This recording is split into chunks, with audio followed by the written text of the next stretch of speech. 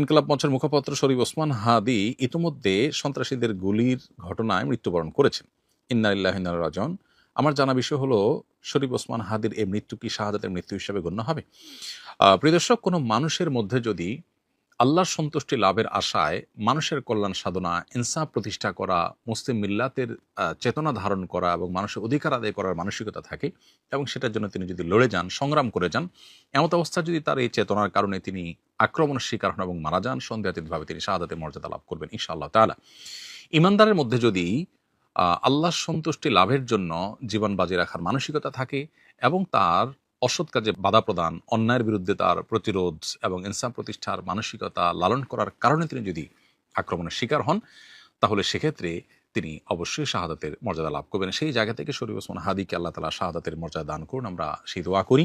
আর এমনিতেই নবী সাল্লাল্লাহু আলাইহি ওয়াসাল্লাম বলেছেন, মান কুতিলা দুনা দামিহি ফাহুয়া শাহিদ। যে ব্যক্তি কারোর হাতে খুন হয়েছে, জীবন রক্ষা করতে গিয়ে তার জীবন খুন হয়েছে, অর্থাৎ সাধারণ ধস্তাধস্তিতে অথবা কোনো ডাকাতের হাতে মারা গেছে, সেও শাহাদাতের মর্যাদা লাভ করেন। তাহলে সেক্ষেত্রে দ্বীনের কথা বা মুসলিম মিল্লাতের কথা বা মুসলিম চেতনার কথা বা ইনসাফের কথা বা মানুষের অধিকারের কথা যদি কেউ বলতে যান মুসলিম হয়ে এবং আল্লাহর কাছ থেকে যদি বিনিময়ে আশা করেন, তাহলে তিনি অবশ্যই শাহাদাতের মর্যাদা লাভ করবেন। অনেকে আছেন যারা বিপ্লবী মানসিকতা ধারণ করেন, তারা অন্যায়ের বিরুদ্ধে সংগ্রাম করেন, তাদের সে সংগ্রামকে আমরা অবশ্যই শ্রদ্ধা করব। কিন্তু তার মধ্যে যদি আল্লাহর প্রতি বিশ্বাস না থাকে, অথবা তিনি যদি এই সংগ্রামটা করেন তার মানবিক চেতনা থেকে শুধুমাত্র, এর জন্য তিনি আল্লাহর কাছ থেকে কোনো বিনিময় আশা করেন না, আল্লাহর সন্তুষ্টি লাভের আশায় করেন না, কোরআন হাদিসের নির্দেশনার কারণে করেন না, তাহলে সেক্ষেত্রে তার এই আত্মত্যাগটা শাহাদাত হিসাবে বিবেচিত হবে না। শাহাদাত বিষয়টা আসলে নিয়তের সাথে সংশ্লিষ্ট বিষয়। কেউ যদি আল্লাহর সন্তুষ্টির আশায় জীবন বাজি রাখেন, যা করেন তা আল্লাহকে খুশি করার জন্য করেন, তার জীবন মরণ আল্লাহর উদ্দেশ্যে যিনি উৎসর্গ করার জন্য প্রস্তুত থাকেন, তাহলে সেক্ষেত্রে তিনি শাহাদাতের মর্যাদা লাভ করেন।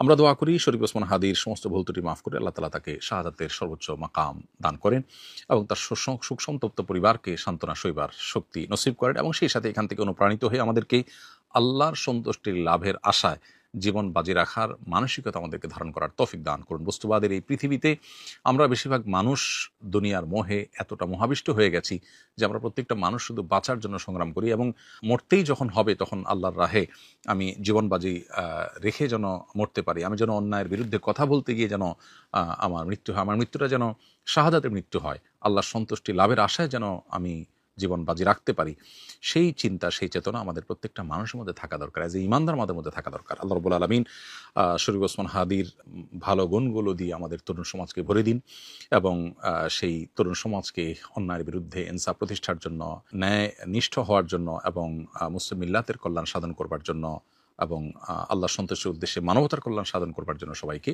দুনিয়ার লোভ মোহের ঊর্ধ্বে উঠে আল্লাহর উদ্দেশ্যে নিজের জীবনকে উৎসর্গ করার এবং নজরানা পেশ করার তৌফিক আমাদেরকে দান করুন। আস-সুন্নাহ ফাউন্ডেশন, উম্মার স্বার্থে সুন্নাহর সাথে।